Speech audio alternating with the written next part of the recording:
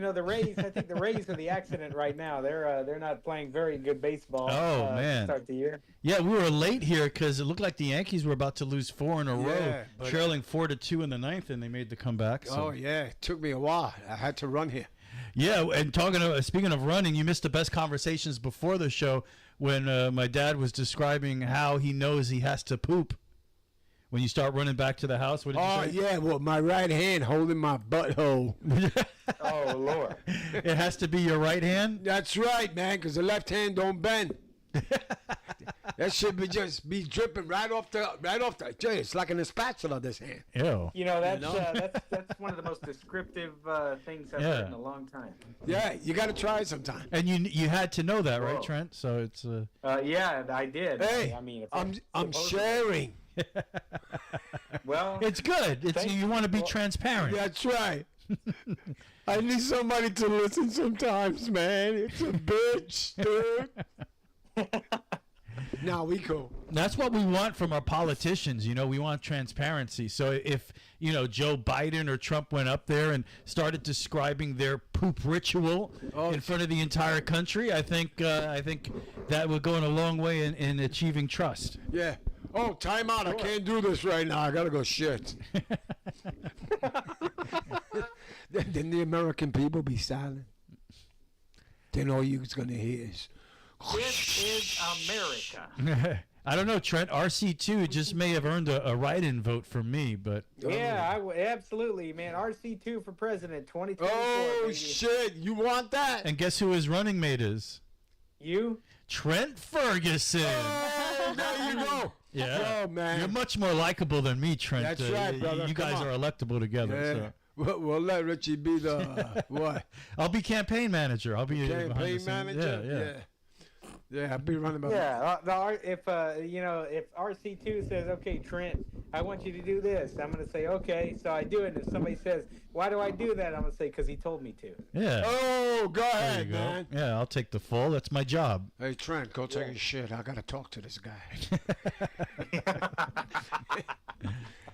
So, yes, the Super Radio Brothers, a lot of things have happened this past week, including maybe my favorite broadcaster of all time retiring. Yeah, that's terrible. Another one of my favorite broadcasters making national news for something I won't give away right now. That'll all be coming up in the news. And a new health phenomena taking over the country we'll talk about as well. New health phenomena? Yeah, a new health phenomenon. Let me tell you something, man. You are a true professional when it comes to these teases and everything. Yeah. You know exactly what you're doing. Some would, I could probably do this for a living, I guess. Yeah. I would think so. So, all that and more, Super Radio Brothers on the news right now. Yes.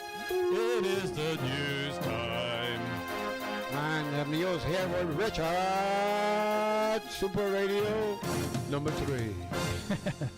SRB 3, 2, 1. See. It's news time.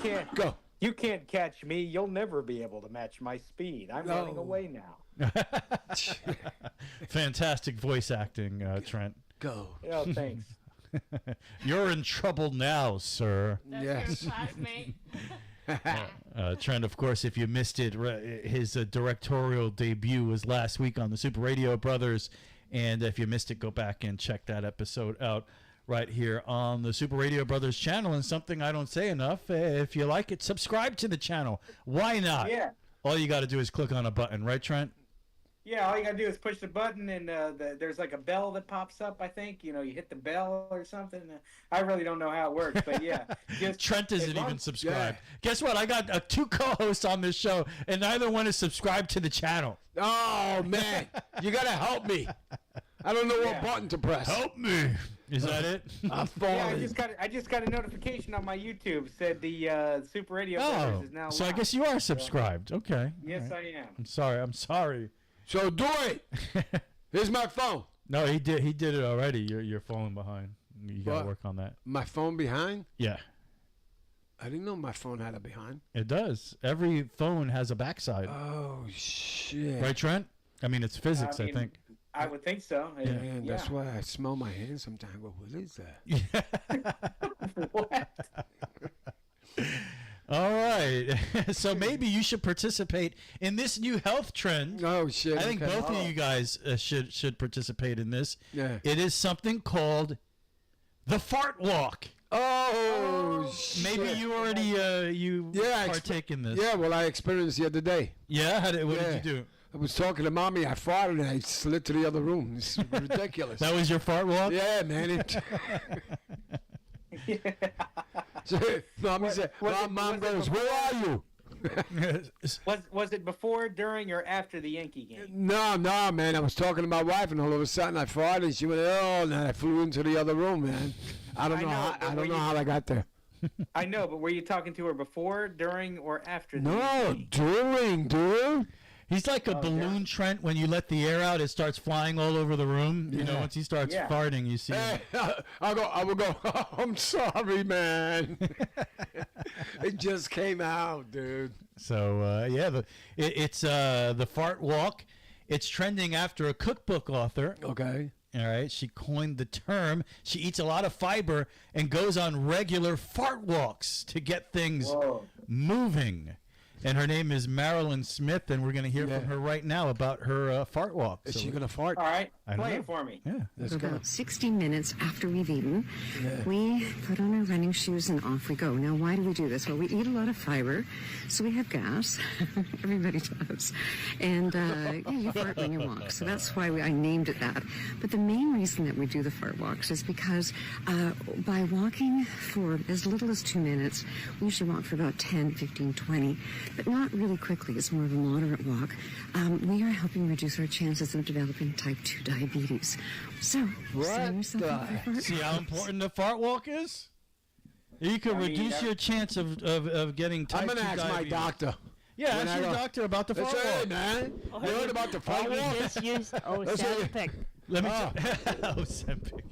Ozempic. Yeah. Oh, I can't stand that freaking commercial. What you should do next time you see a doctor, take out your phone, and you know how I showed you how to record an interview about fart walks. To ask him about the validity of the fart walk. Yeah, this is be more healthier like that.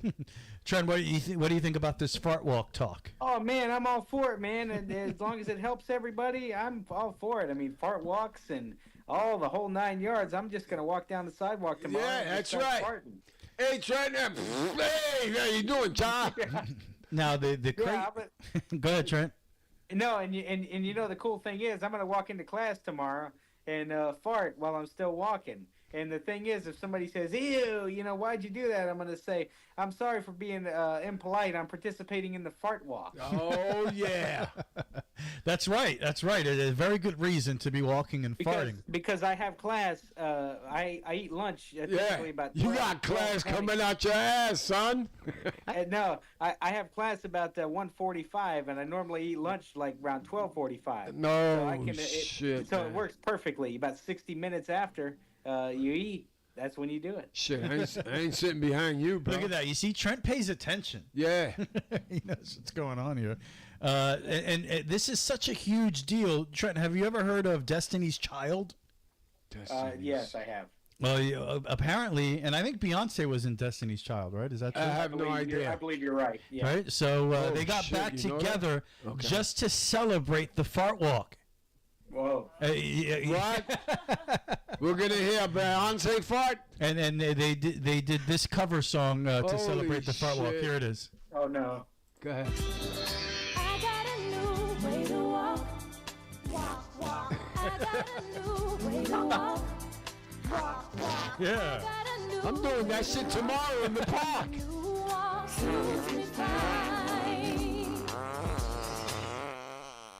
Damn. Jesus, whose fart is that? Good song. Good song. Well, Man, that sounded like that was more than a fart. Yeah, a little came out there. Oh, man. A little? Drips and shit. You know what's even funnier though? They put the reverb. They put a little bit of reverb on that fart to make it sound louder. Yeah, they did. I heard it. Yeah. Yeah, but then shit be dripping out and everything. Nah, it's terrible, bro. So this is interesting here because I guess maybe it's only Ringling Brothers, right? Yeah. But I thought it was banned to use animals like elephants in the circus anymore. But I guess maybe Ringling Brothers just dropped it because apparently there are still circus around the country that use elephants, right? So, and there was an incident in Montana. This just happened yesterday. Oh, boy. Well, an elephant was running loose, and it's pretty incredible to see. And the most amazing part of this is the elephant follows the traffic laws, which it proves how smart they are. No, not really, but here you go. Let's take a look at this, what happened yesterday in Montana with this elephant. There's a certain quality of disbelief that comes with seeing things that don't belong in everyday life. Oh my God. And for residents of Butte, Montana Tuesday, like Matea Smith, who They're going to turn their hair green. an elephant strolling down the street definitely fit the bill. I got to He was like, oh my gosh, there's an eat her elephant. head. And I kind of was joking with him, and I thought I was in the parking lot. Then he was like, no, there's an elephant. So I looked up, and I was like, oh, there is an elephant in the road. The manager of the Civic Center, where the Jordan World Circus was staging, confirming to NBC affiliate KECI, the giant animal apparently got spooked by the sound of a truck backfiring during a bath and bolted. Whoa. So set the scene for me, right? You see the elephant coming down the street. You should have on the how guy. long after are her handlers also pursuing The cars the were sliding I on the say 30 poop and seconds, crashing. But God. the problem is that an elephant's much faster than a human. So you see, Look at the size of you his see the trunk. It's elephant bigger than that into the car's road, trunk. by the time she's Holy over by the mackerel. casino, her It's a handlers big are guy. just running out as fast as they can. Once Viola popped up on this gas station security camera, My coworker. It would have been good if he Whoa. would have shit. You know why he was running? Yeah. There's an elephant. Started jumping up and down, pointing out the window. and then trotted right by the casino, all bets were off. Oh, all Circus-like bets are scene off. lasted around 20 minutes before the powerful pachyderm was safely recaptured. Jordan Pachyderm. World Circus did not respond to NBC News' request for comment, but their website No. showed a scheduled stop in Butte the same day as Viola's escape. Now it's a tall tale for a town of 35,000. She didn't like the town. Accustomed to seeing A plenty town of animals, 45,000. Typically, you see moose Gotta and love Montana. coyotes, lots of bear. but nothing quite like this. I will never forget this. Hey, went out for a walk. It's not every day you get to see an elephant just wander through your hometown. And the chase, if you want to call it that, ended outside of someone's apartment complex. The local sheriff telling us that they were able to resolve the situation, the circus staff was, without law enforcement getting involved. And guys, you know, they say an elephant never forgets. And in this case, the town will never forget its elephant. I can't even imagine. Can you imagine a little kid? Mommy, there's an elephant in the street. She's like, yeah, right. Yeah. Exactly. Yeah, right. Yeah. Get out of here. So there you go. An elephant roaming the streets of Butte, Montana. How about that? Holy shit. You don't see that every day. No, hell no. Hey, what is that?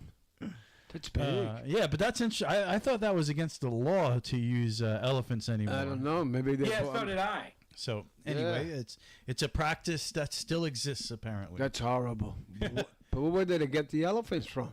Well, they got them from somewhere, you know. Oh my. All right, so here you go. Yeah. And finally here on the news, and this will bridge us into the sports. Okay. I'm a big fan of Joe Beningo. Oh, Mr. Belingo. Did overnights on the pain. WFAN for many years. Yeah, the pain. Heard him. He very therapeutic listening to him bitch and complain about the Jets. Yes. Over the years, Yes. and he was always the main Jet guy. But yeah, and one of the few guys I actually took the time to call Right. on the radio. I remember long ago I called him on the overnight and gave a shout out to dear old dad. Oh boy. Joe, Did, I'd did like. your old dad hear it? He didn't, which was disappointing. But I was driving that night, man. It was well, I don't know. You were working. probably out on on a job. You know, you weren't in the truck at that moment. But yeah, I know you listened to Joe as well. Into at the time Imus in the morning. Yeah. It went from Joe Beningo to Imus in the morning.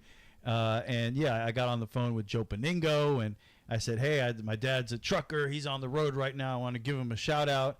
And he was like, Rich's dad, you know, and I'll never forget that. But anyway, and Joe has since retired, and that's going to be the theme here with some of our broadcasting heroes.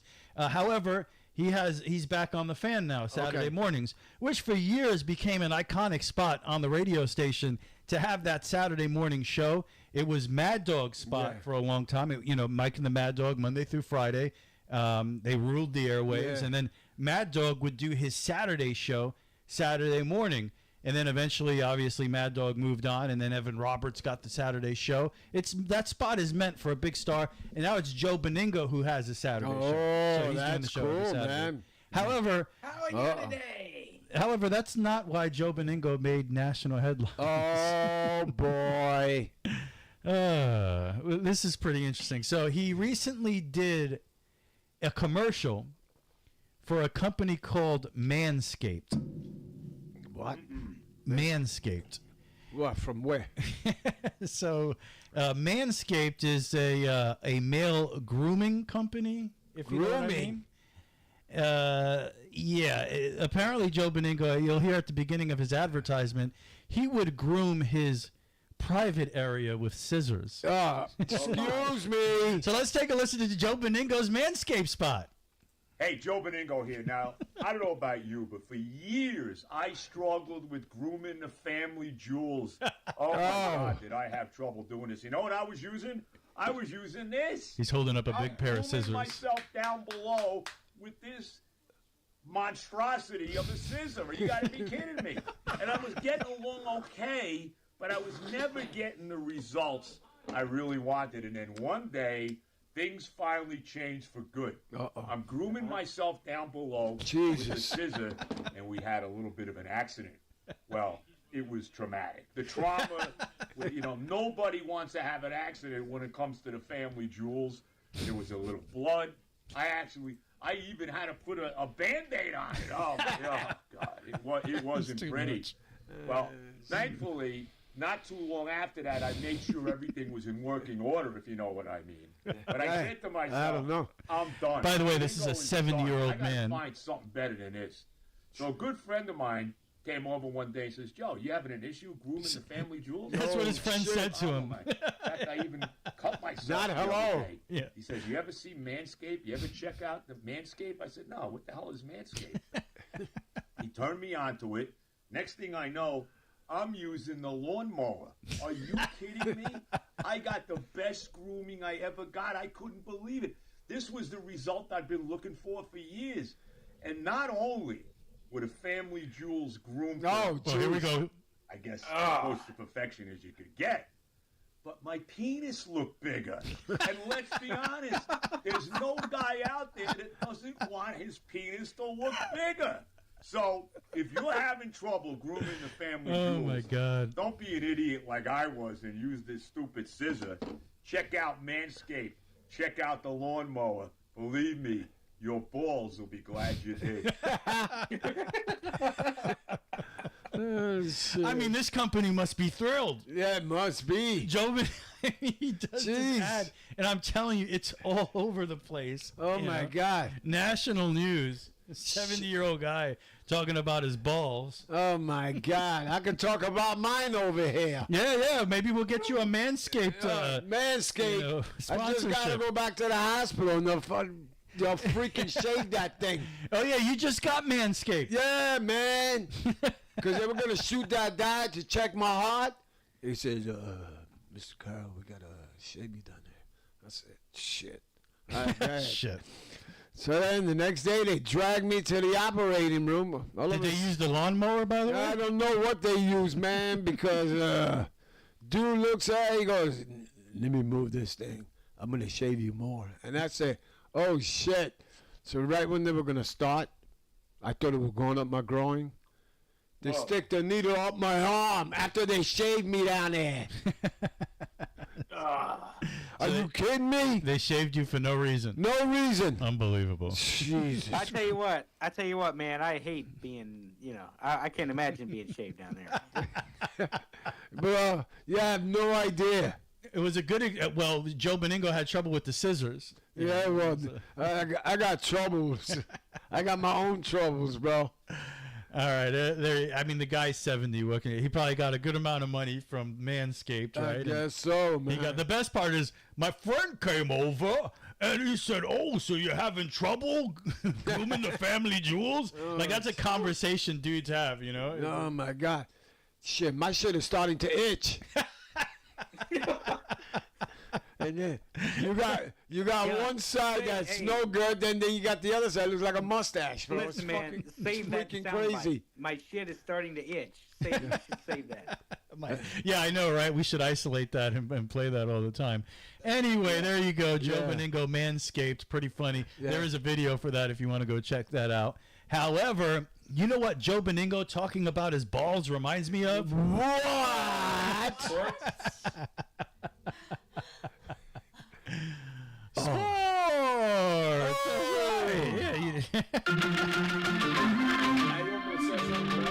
That's okay. It doesn't matter. You could say something It was a little tease and shit. I was holding myself. That's good. That's very professional that you didn't drop an F-bomb. Oh, shit, man. I was about to.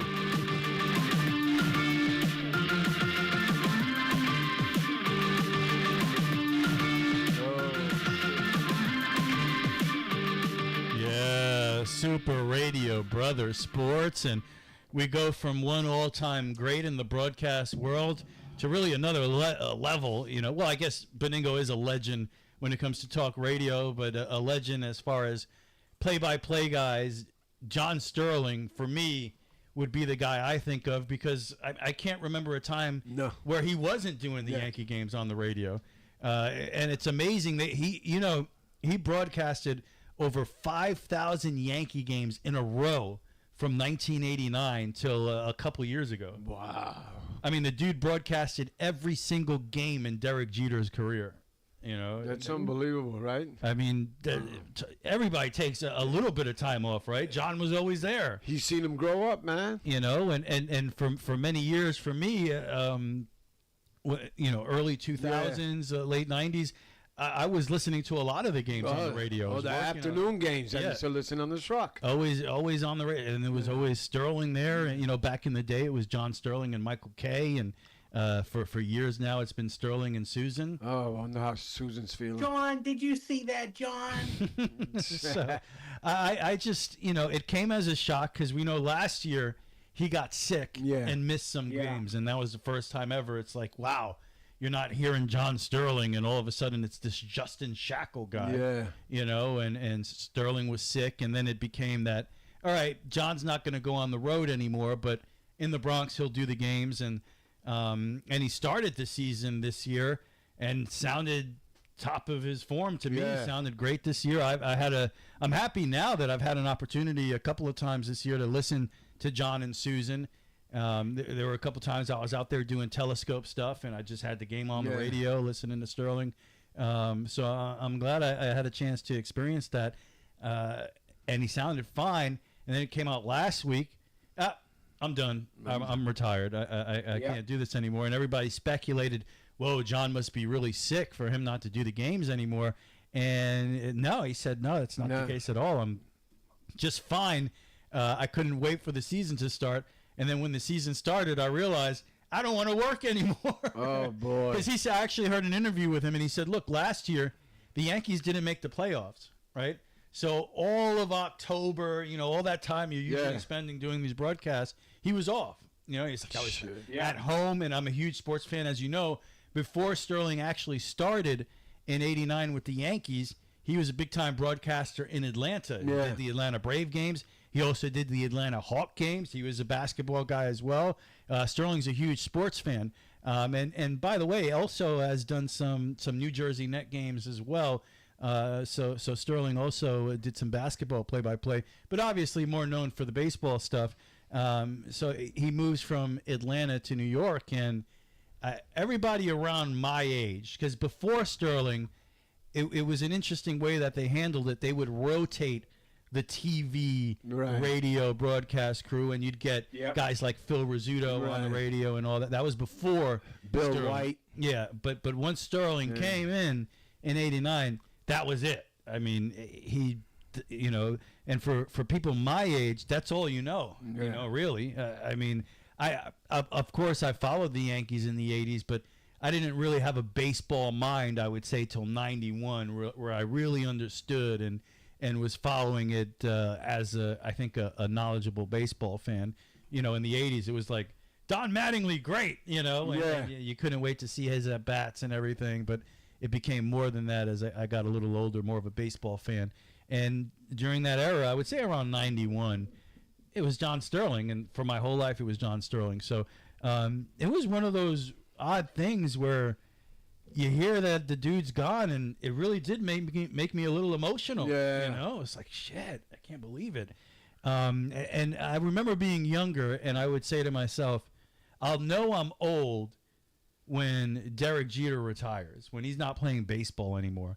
And now it's like, well, Jeter hasn't played baseball for a long time now. Like 6 years. And I didn't feel old. So, but man, I must feel really old now. John Sterling's gone. It's incredible. Man, but you guys grew up with him. Yep. So it's the only voice I ever knew. And I have something for you here now. First, we'll start with. We actually have John Sterling's last home run call as Yankee announcer. It happened about a week ago on a great one to sign off with, because this was Giancarlo Stanton's grand slam last week. Oh, okay. And it just so happens that is the last home run call of all time for John Sterling, and here it is. And the pitch hit in the air to deep left. It is high. It is far. It is gone. It's a grand slam.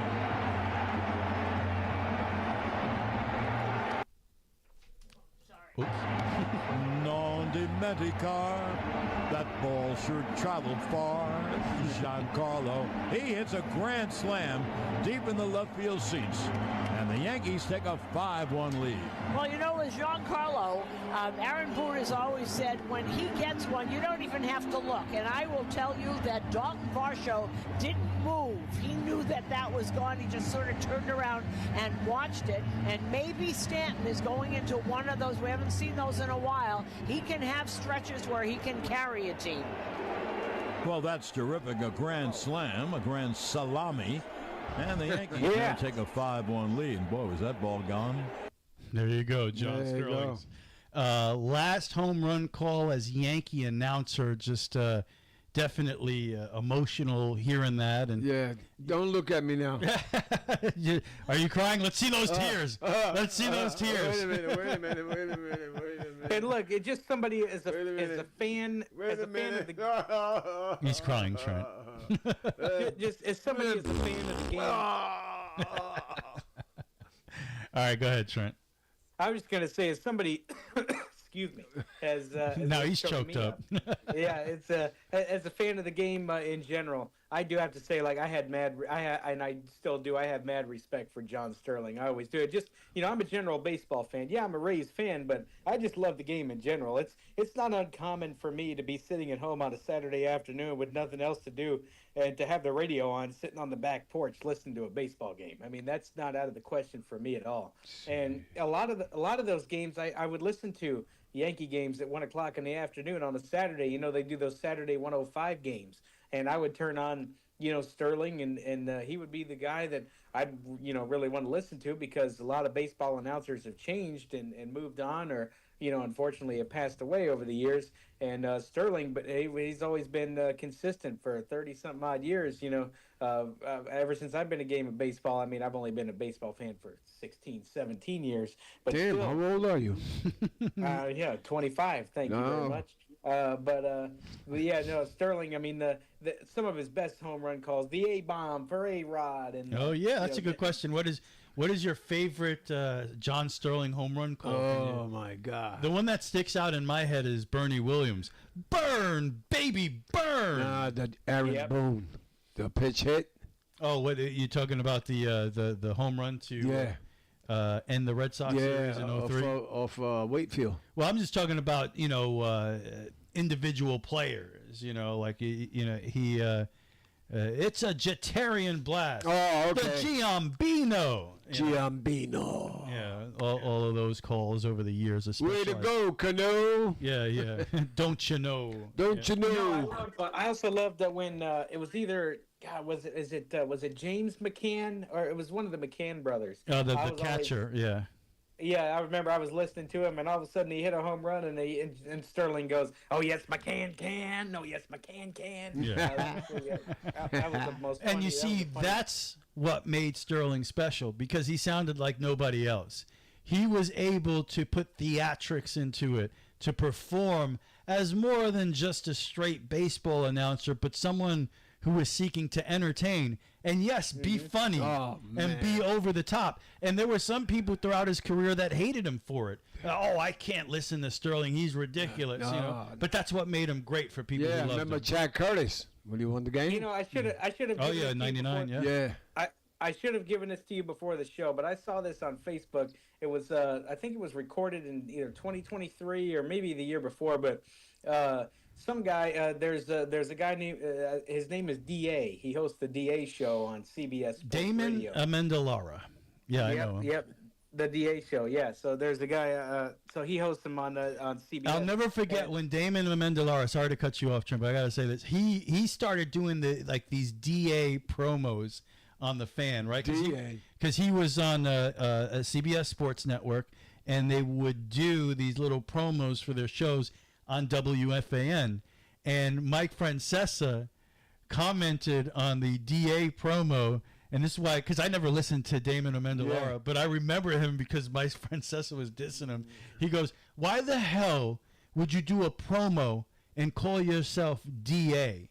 Nobody knows who the hell you are. Say your name." You know, and I kind of agreed with that. I was like, I don't know who DA is. Yeah, man. Yeah. But anyway, that sorry, Trent, that just reminded me of that way back in the day. Yeah. No, but what I should have done, I should have sent this to you to play on the show. But there's a guy, I guess there's a guy named Miraz or somebody who's ever on the DA show. Anyway, this guy went to Vegas, I guess, for a weekend and logged everything that he ate. Apparently, he's a heavier set guy. He logged everything he ate, and they had John Sterling read it, and it was hilarious. Like everybody was laughing hysterically, and even Sterling, he couldn't stop laughing at some point during the game. I gotta send that to you because that's hilarious. Oh yeah, that's a good one. So I don't know, maybe maybe Sterling didn't want to get hit by any more baseballs. We had that as well when he got. That was last year, right? Maybe you could look up Sterling home run calls there, Sharon. Maybe we could see some of. Maybe there are some. There's a highlight there with some of the better home run calls. Yeah, there you go, John Sterling home run calls. Yeah, there you go. Let's see what they got. Oh yes, McCann can. 3-1, swung on, hit in the air to right center and deep. Bradley going back. He's on the track at the wall, and she is gone. That's a long way to the back end of the Boston bullpen over into the. What happened? What happened? That was not a good one, right? Did we lose Trent? No, I'm here. I have to put it on the slides to let Trent hear it. Oh, okay. Oh, Trent can't hear it. Gotcha. Producer working quickly. Okay, let's see. Hello?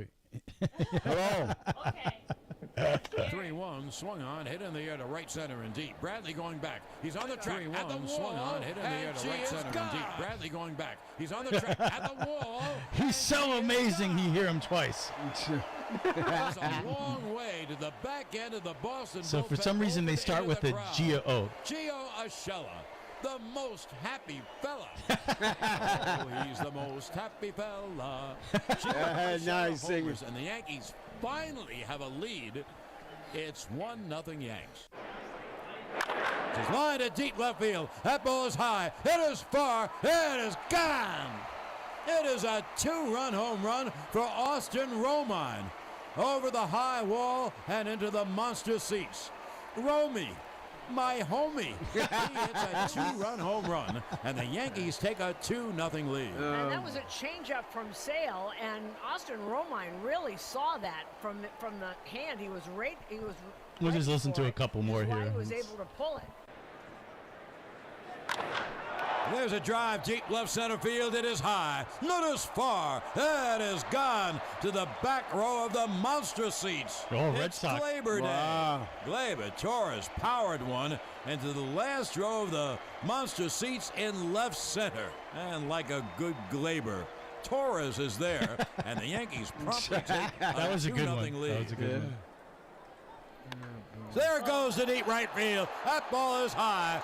Not as far. It is gone. Second deck. Can you put it so we can see it here? Yes, indeedy.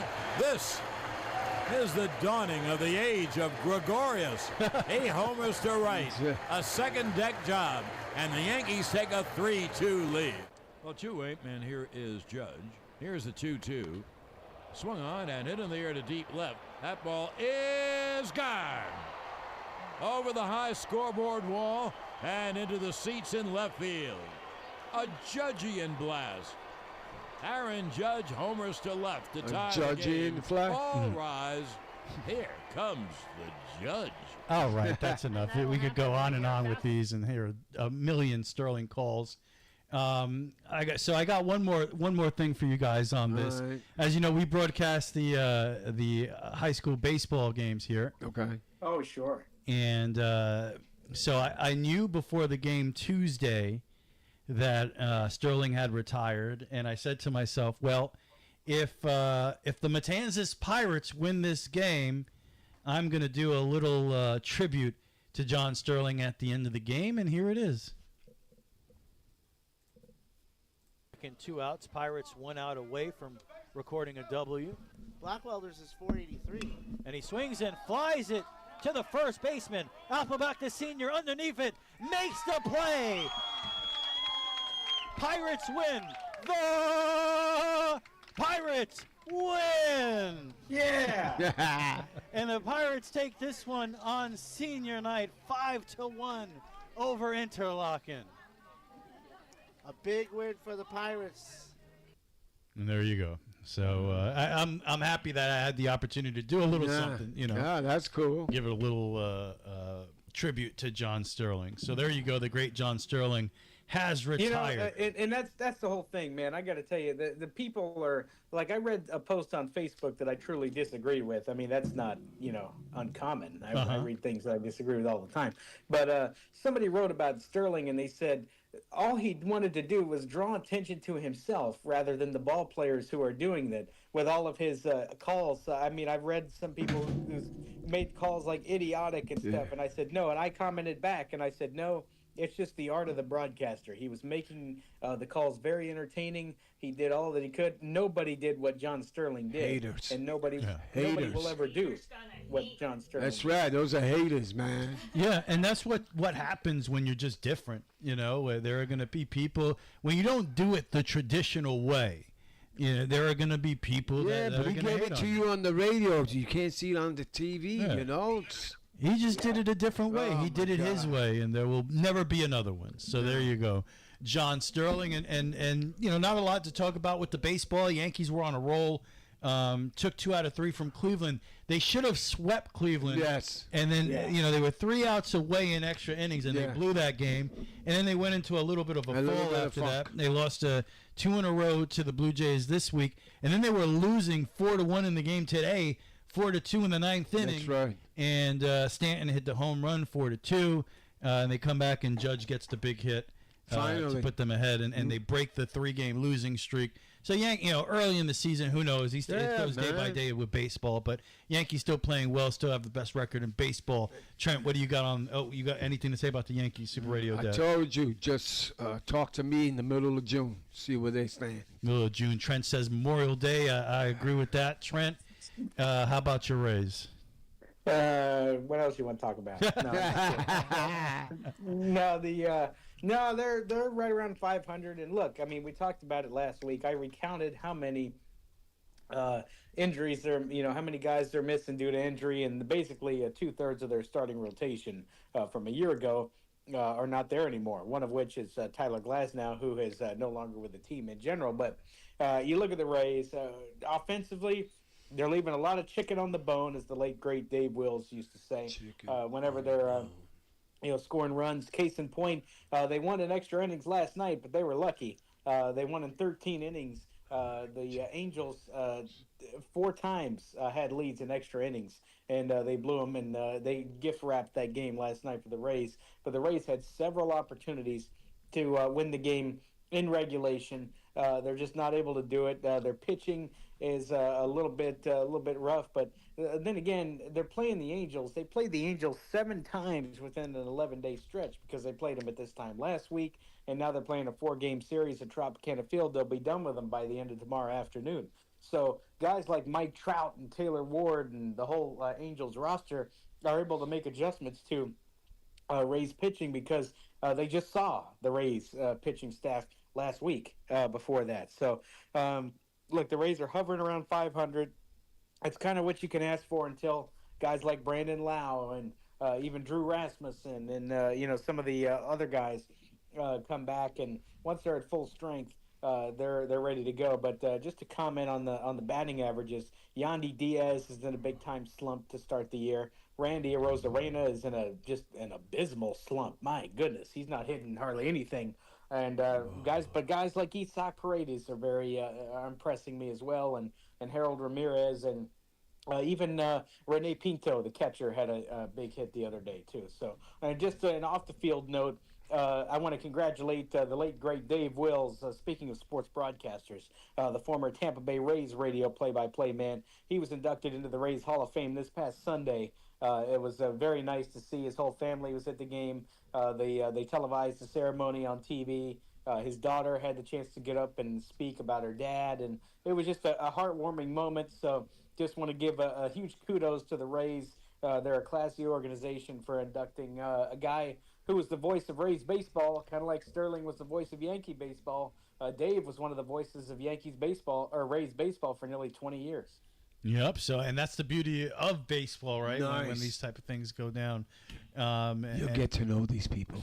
You'll remember him as a broadcaster for a long, long time. Yes. The other thing I just want to fit in here before we move on to Couch Report is the NBA, man. What an exciting end to the season. Shit. We're in the midst of the play-in tournament here on Wednesday. And I got to tell you, the Knicks' last game of the season was maybe one of the most entertaining regular season games I've ever seen in my life, especially a last game of the season. Because usually the last game of the season, you don't want to play anybody. It doesn't mean anything. Nobody played. We saw that, for example, the Dallas Mavericks. They knew that they were locked into the 5th seed. The entire starting lineup was out, and they lose by like 50 points. Jeez. So that was going on. But there were certain teams, a lot of teams actually, that were playing for seeding, and the Knicks could have ended up anywhere from on the last day of the season anyway. Last week it could have been anywhere from number 2 to number 6. That last day it was going to either be 2 or 3. And plus another kind of big thing of that last game for the Knicks was they had 49 wins going into game number 82. Get that 50 is pretty big. Yeah. They haven't won 50 since the 54 wins with Carmelo Anthony, Jason Kidd, that whole team a few years ago that had a disappointing second-round exit to the Pacers. But, Knicks Bulls, Knicks playing for the 2nd seed, playing for that 50th win. And it was an incredible game, and Jalen Brunson was amazing once again. Another game with I think he scored 41 in that game, 8 rebounds, 7 assists. So the Knicks, who would have thought when Julius Randle goes down, you find out he's out for the season with the dislocated shoulder. OG Anunoby came over in the big trade, makes a huge difference, but then he's injured, misses a bunch of games. Jeez. You figure the Knicks, maybe they'll be a play-in team. Yeah. At best, maybe they'll get the 6th seed. This team got the number 2 seed, and they got to 50 wins. When OG Anunoby plays, it's something. I think they're 21-3 when he plays, which is pretty amazing when you think about it. It's because of what he brings defensively. You can't really quantify what he means on the court by looking at the stats. He shuts down your best player. You saw it against Giannis. Late in the season there. You saw it when they played the Celtics and they beat the Celtics down the stretch, how he locked down Tatum.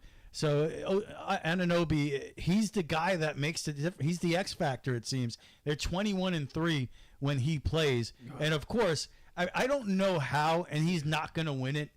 It's probably going to be Maybe Jokic from Denver wins the MVP. He's probably the favorite again. Sharon actually had the top 10 guys somewhere there. But, it's probably going to be Jokic again. You can't tell me Jalen Brunson's not the MVP of this league. Man, I mean, they are nothing without him. No. If Brunson, this dude's a record of 30-point games for a Knick during the regular season. He seems to drop 40 points every night. This team without Jalen Brunson, are they even a playing team? It's hard to tell, but to me, he's the MVP. Man, they're fun to watch now. Yeah, and he's the best player on the team since Patrick Ewing, and he's the best point guard on the Knicks since Walt Clyde Frazier. That's how historic he's been as a player on this team. And everybody likes to say that, nobody saw this coming from Jalen Brunson. I guess you didn't see the Mavericks a couple years ago when him and Luka Doncic went all the way to the Western Conference Finals. Yeah, exactly. And by the way, Luka missed the first 2 games of that playoffs.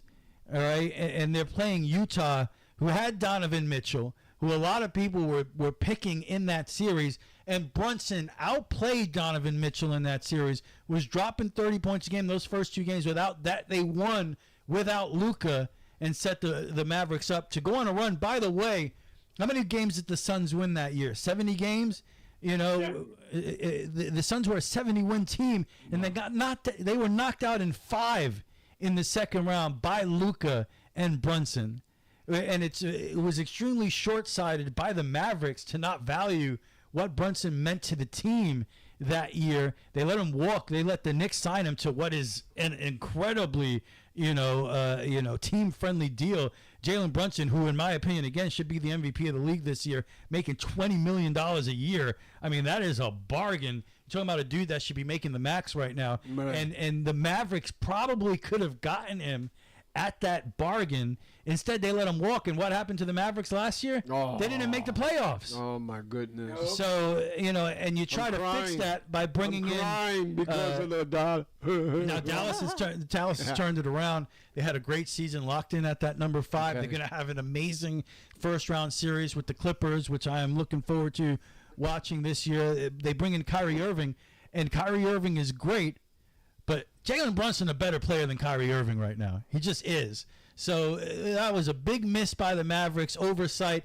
The Knicks take advantage of that, and they have probably at this point the second or third best player in franchise history on an incredible run right now. The only problem with that is you get the second seed, and the way it's set up now, you're going to either face, we're going to find out tonight, that play-in, you're going to either face what's going to be the hottest team in basketball with the 76ers, who got their superstar back, MVP candidate Joel Embiid, who missed a ton of games. He came back. Sixers are on an 8-game winning streak, all right? You're either going to face them or you're going to face the Miami Heat, who beat you last year. They have playoff Jimmy. They have maybe the best coach They have emo. Yeah, emo Jimmy. Emo. They got maybe the best coach in the NBA right now in Spoelstra. So you get that number 2 seed, but you're not rewarded the way you usually are, because the Knicks get screwed here by having to play either the hottest team in basketball in the 76ers with Joel Embiid. I know he's not healthy, but they've won 8 straight games. And take a closer look at that 8-game winning streak. They didn't play the best competition, not like the Knicks, who on their 5-game winning streak to end the season, they beat teams like Milwaukee. They beat teams like Boston. Not that Milwaukee was playing well, but still they're in the top 5 in the East. So Knicks are not going to be rewarded for the 50 wins and the second seed, because they're going to either play the hottest team in basketball or a team with some of the most clutch players, as we saw last year with Miami. But still, you take the 50 wins, you take the number 2 seed, and you go away and you're pretty happy with that. So I think you got to be happy. As far as the top 10 candidates, let's see. So listen out. Jokic is, like I said, he's the favorite right now to win the MVP.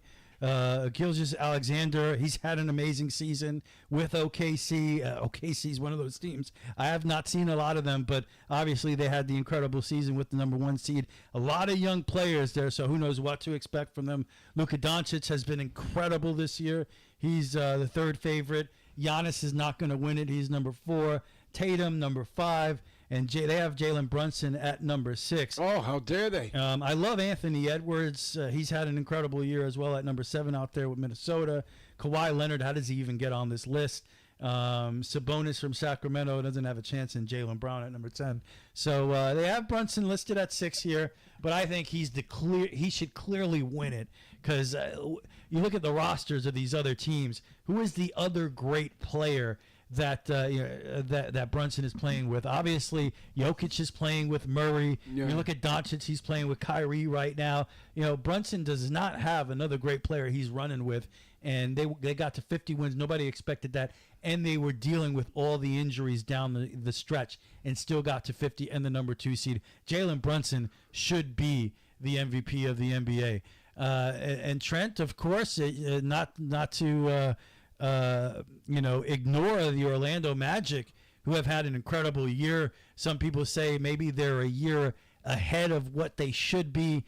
A lot of young players again with that team led by Paolo Banchero, who's the youngest player ever to lead his team in points, assists, and rebounds.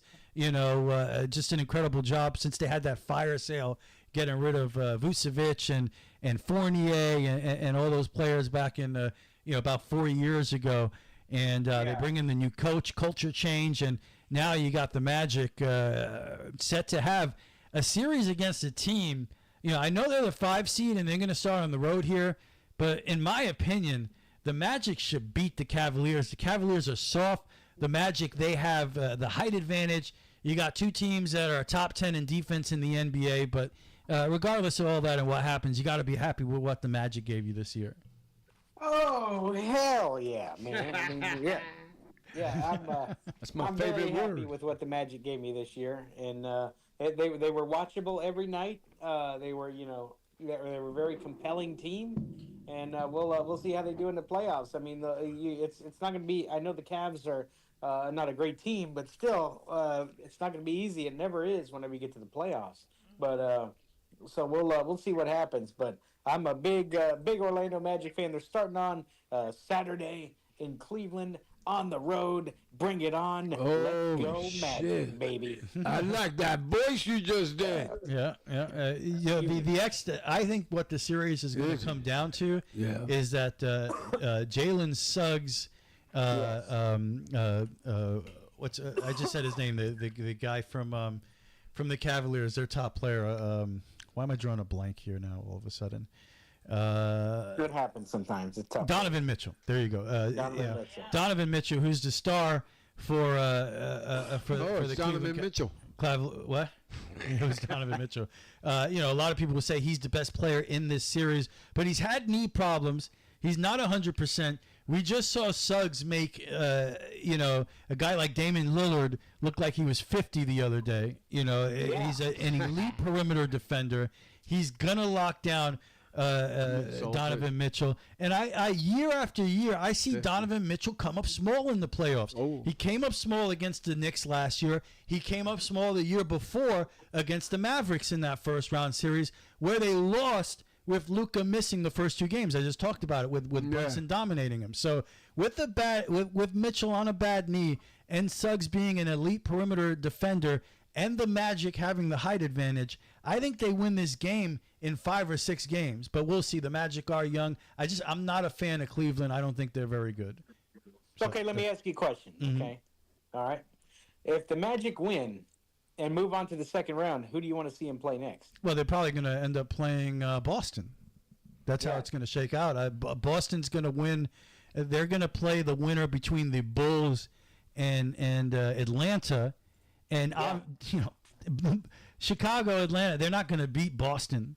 So if Orlando wins, they're going to have to face the juggernaut in the Boston Celtics, who obviously had by far the best record in the NBA this year.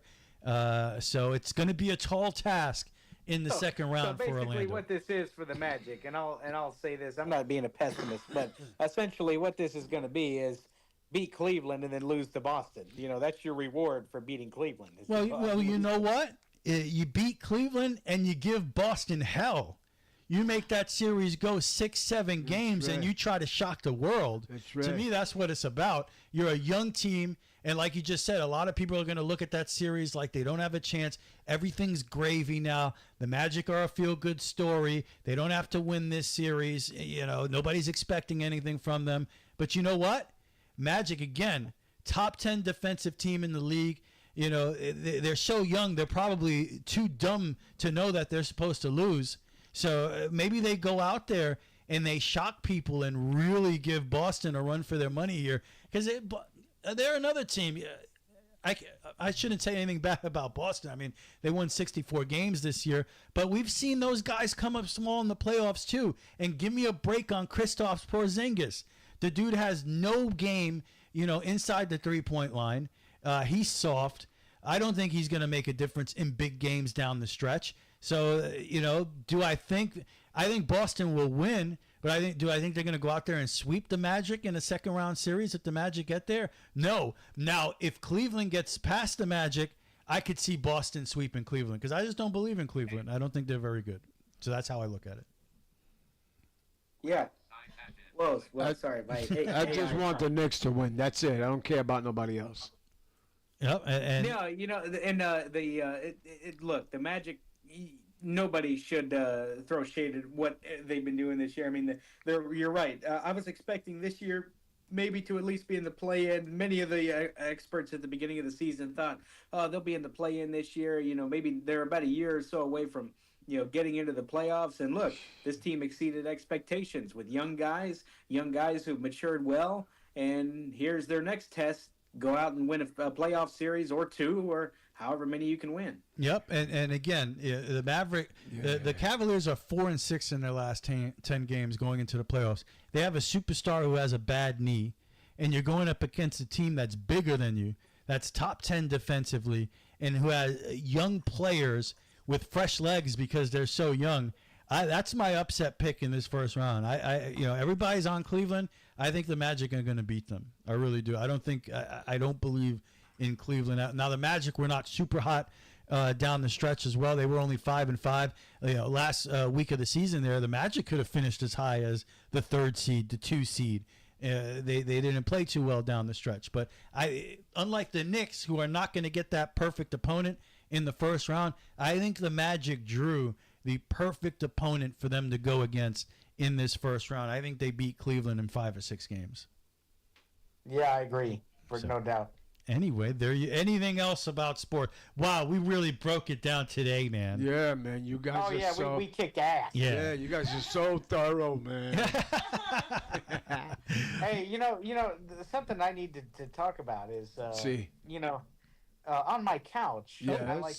I like to listen to sports, and yes. I like to watch TV. So Saturday, I'll be on my couch watching the Orlando Magic game. Here you go. Do you have? Is it electric? You know what that means. Uh-oh. Yeah. Hey, I'm a professional. Hey. Look at this guy. He set it up. He set it up. Let's set it up. Vamos a sentar en el calcio. Calcio. Calcio. I don't know what that is, but I'll say it. Couch in Spanish. Oh, really? Yeah. Calcio? If I even said it right, you. Did not Siéntate en el calcio.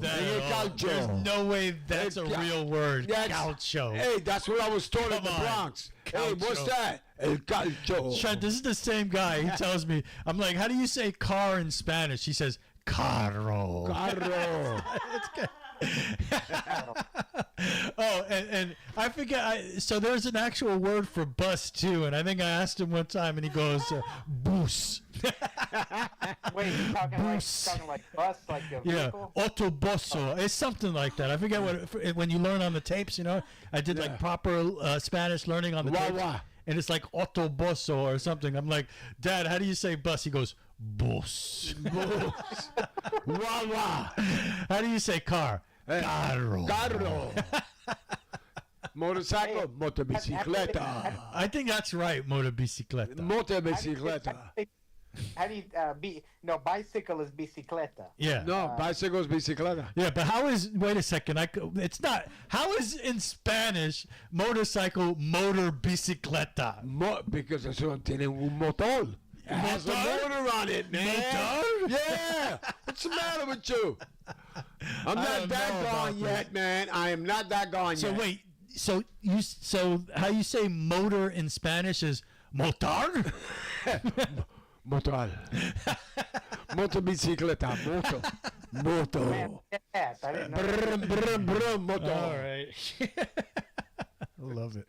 All right, Trent. What's on your couch report? Hopefully, it's not a motor bicicleta.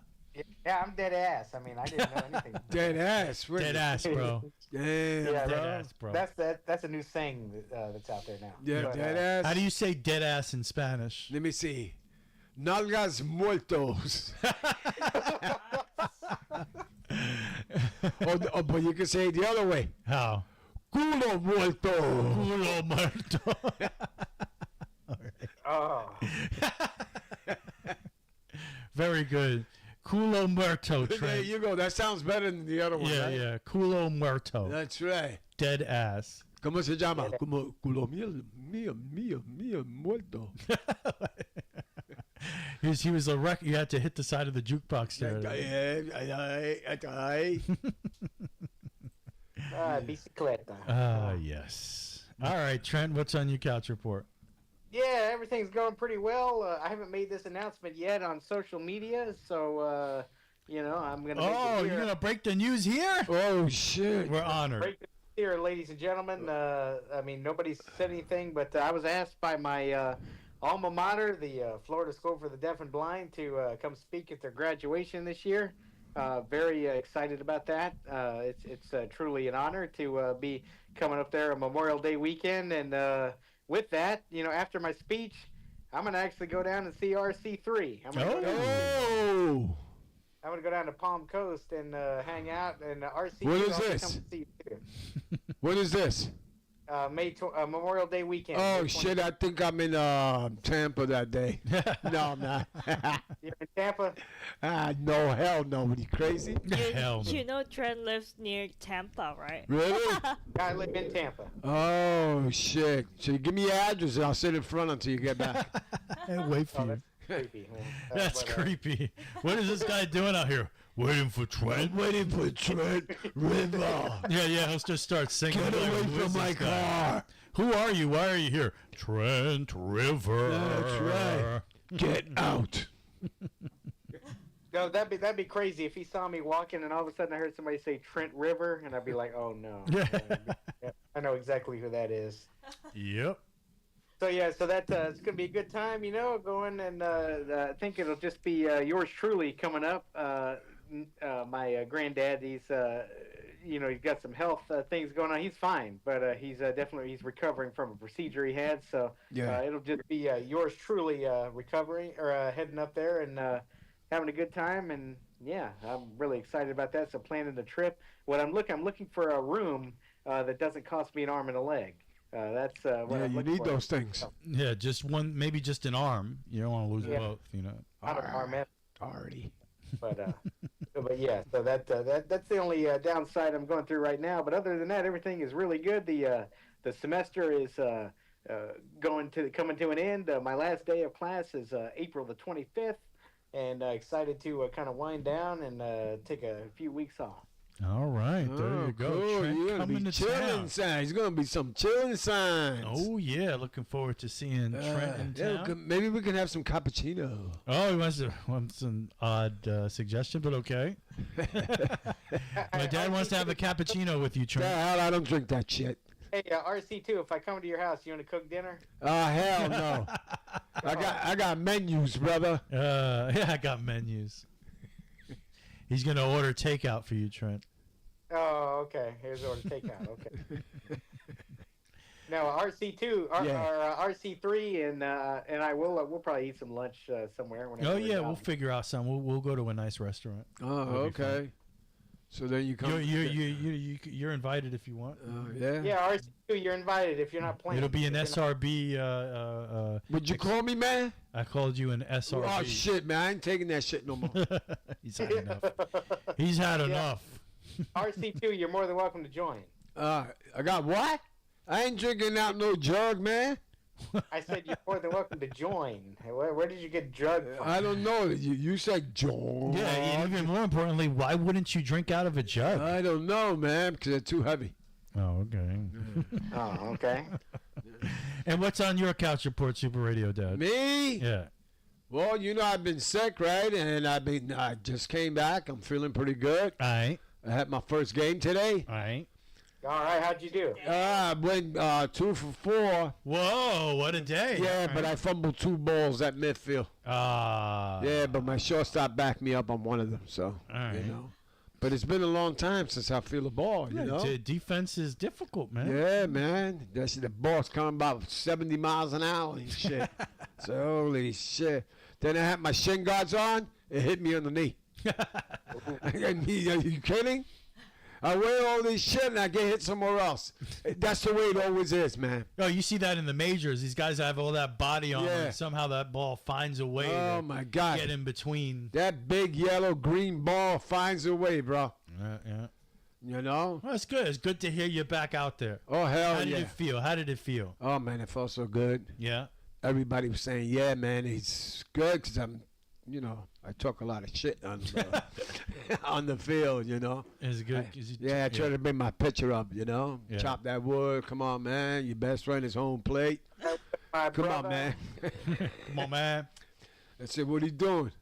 Hey, yo, Danny boy, come on. Oh, Danny boy, come on. Let's pitch that ball. Are you okay? Yeah, but everything else is school. I'm feeling pretty good, man. Me and mommy just doing stuff, you know. Yeah. And, Yeah. it's about to get hot, man. So, you know. It is hot. Are you kidding me? It's 90 degrees down here in Tampa. 90 degrees. Really? Yeah, it's hot. Oh, shit, man. She puts the air conditioner like 70. My man pecs are frozen in a second, bro. You got frozen man pecs? Hell yeah. I go, damn, this shit hurts.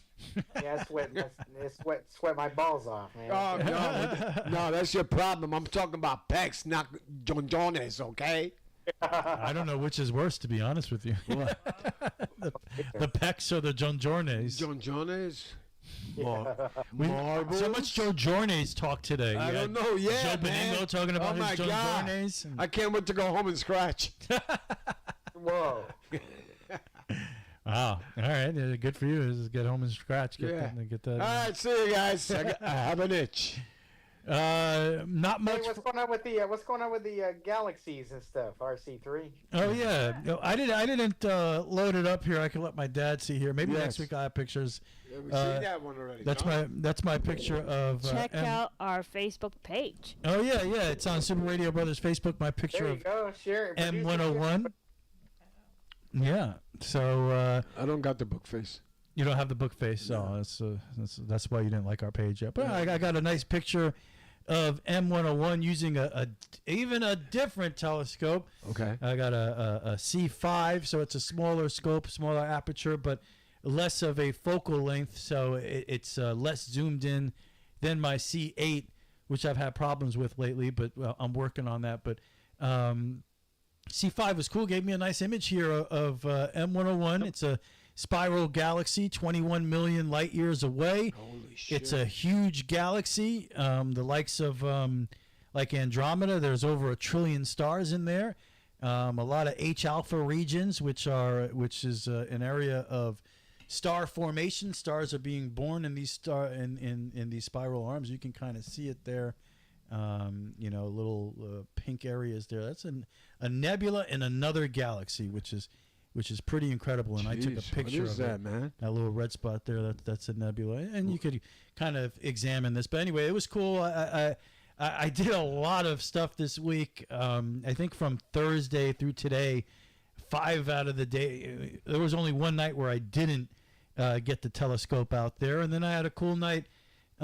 Saturday night where a neighbor came over, my neighbor John, he brought over his 8-inch Dobsonian. I have a 12-inch, and He doesn't do it as much as me. So he actually had never seen a galaxy before. No? No. I mean, this is great, man. Why is Yeah, that? it really is. How man. long does it take to get there? To the galaxy? Yeah. Well, I mean, just to give you an idea, the closest star to us is Proxima Centauri. Yeah. And there's actually a planet going around. It's an exoplanet, Proxima Centauri b. Now, this is the closest star to our star, Sol, the sun. And it's now I just told you this galaxy is 21 million light years away. Jesus. The closest star to our star, to the planet Earth, is Proxima Centauri. That is 4 light years away. So compare that to 21 million light years away. The closest star is 4 light years away.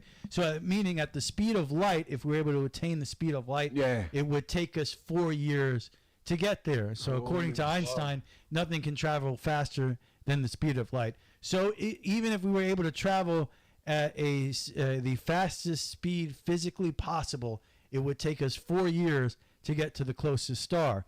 Now, with our current capabilities, it would take us about 200,000 years to get to the closest star, which is we ain't gonna be here. 4 light years away. However, there are a lot of interesting theories on. I'll be long gone, man. Seeing what's going on out there, and I won't get into it there now, but because I'd be talking for too long. But there are a lot of theories on how we could actually see what's going on with that planet around Proxima Centauri b, because it lies in the Goldilocks zone, which is the habitable zone, and through spectrometric technology, we're able to see that it's possible that conditions exist on this exoplanet, Proxima Centauri b, 4 light years away, that would have it similar to Earth. So we think that it is an Earth-like planet lying 4 light years away, and the scientists do have some ideas on how we could get information out, get probes out there to see what's going on this planet, which would be to well, let me not get into it. By the way, so it's 4 light years, right? Yeah.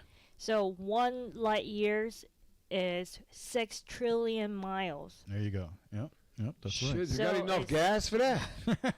So 4 light years is 24 trillion miles. Thank you, Sharon. Yeah. They gotta have gas stations in between or something, right? And that is when you're talking about astronomical numbers, that's very close compared to, like I said, Messier 101, the Pinwheel Galaxy, which is 21 million light years away. And somehow I was able to take a picture of it. So yeah, we had my friend John down the block come over, and I showed him some galaxies through the eyepiece while I was collecting data on this object. This object is actually 12 hours, believe it or not, 12 hours of pictures, 3-minute exposures, 12 hours worth combined through the software here on my computer, and it took my computer 7 hours to process 12 hours of data and to come up with this image. It's a similar process to anything that you see, whether it's James Webb that's out there right now with the Space Telescope or the Hubble telescope. A lot of those images you see from Hubble, which by the way is a much bigger aperture than I'm working with, and it has the advantage of not having the Earth's atmospheric distortions messing with your lens or your mirror. Hubble will take something like 50 to 100 pictures, combine that with images from Earth telescopes, and they'll also combine the infrared and different spectrums of light and come up with the images that they have. So on my small level, you did a good job in my backyard. That's what I was able to come up with. You think there's somebody over there sitting in front of a computer? I always think looking this way. No, the funny thing is, right? And I'll stop talking about it, and this will be the last thing I say. Okay. So it's really fascinating, right? Because the galaxy, again, so there's 1 trillion stars in that galaxy, 21 million light years away, right? It's a much bigger galaxy than the Milky Way. But we look at the Leo triplet, which is 3 galaxies interacting. You got M66, M65, and the Hamburger Galaxy. I think it's NGC 3826, something like that. But it's called the Hamburger Galaxy. So you see 3 galaxies interacting. I'm working on that image as well. I was able to capture. I did a lot of work. I was able to capture 5 hours of data on the Leo triplet, and when I look out at the Leo triplet, I see 3 galaxies. Now, say there's someone in the Pinwheel Galaxy looking at our galaxy, the Milky Way, they would see something similar, because we have a local neighborhood of galaxies, right? So we have the Andromeda Galaxy, which is 2 million light years away, and it's on a collision course with the Milky Way, but 2 million light years away compared to 21 million light years away. So Andromeda and the Triangulum Galaxy. So if there is an alien astronomer looking from the pinwheel towards the Milky Way, he would see 3 galaxies. The brightest would be you call it the Triangulum Galaxy? The Triangulum Galaxy. Yeah, it's in the Triangulum constellation. It's in the winter sky along with. You should be looking at us. Andromeda, and I took You should go on YouTube, right? I The took alien? a bad picture of Triangulum last year because I didn't know much of what I was doing. I can't wait to get another shot this upcoming year at imaging the Triangulum Galaxy and the Andromeda Galaxy. But those are our 2 neighbor galaxies. So if you're an alien astronomer in a galaxy 21 million light years and you look back, they might call us. That's right. Subscribe to Super Radio Brothers, dude. They might call us the Milky Way triplet or something. That's right. Because they would see. Subscribe. If you're an alien and you're listening to these radio waves, That's right, man. So yeah, we'll be talking to you next go week, ahead and all right? subscribe to us. Yeah, just subscribe. Don't come here. Yeah. Could be dangerous. He said, don't come here. Stephen Hawking's didn't want anybody. He thinks that might be dangerous. But oh shit, man, I'm scared now. So very interesting, awesome stuff, and that was my weekend. A lot of visual observation, a lot of bunch of telescopes in the backyard. It was heaven. It was heaven. What can I tell you? It was a lot of fun. And that's my couch report. Oh, cool. Very cool. Yep. I got some Leo triplet. I got my own astronomer here. I got a lot of moon shots that I got to process and see what I come up with. Moon shots? I'm going to moon you. Yeah. I got a lot of moon shots here. So I got a lot to work on here. Get some images moonshine? Yeah. Oh, yeah. You got to get. I'm not a big moonshine. You ever drink moonshine? Moonshine? Yeah, I drank it a couple of times, passed out, you know. It's all right. I don't do well with clear liquor, you know. Well, let's put it this way. Don't smoke any dark. cigarettes around that shit. It's got to be dark. You're going to light a fire. So I have no more eyebrows. What? So a lot of things going on with the gentleman here on Super Radio Brothers. And what? Again, bye-bye to John Sterling. It was a great career. We love you. We love you, John. Stay cool, baby. Go He's Knicks. going to be honored on Saturday. Yeah. Oh, yeah, that's right. And that's a good point, Trent. He will be. There's going to be a ceremony at Yankee Stadium on Saturday honoring the great John Sterling. I'll go to the living room and watch that. Go Magic. Yes. Go Knicks. Yes, Very baby. excited for the Go NBA Rangers. coming on. No, we didn't even talk hockey. Ah, that's right, man. When you leave me at the helm running the show, I forget all about it, man. They want the President's Cup. Come on, man. Somebody was supposed to remind me. I got that shit in, bro. All right? Thank you, Super Radio. Trent, Super Radio. Dad, in the words of Bob Dylan, time is an ocean, but it ends at the shore. The Super Radio brothers have reached the shore. See ya! Remember, you feel something, say something. Yes. Be kind, everybody. Odin got up. He knows what's up. He says, How about the Rays? Go Rays. Go Rays.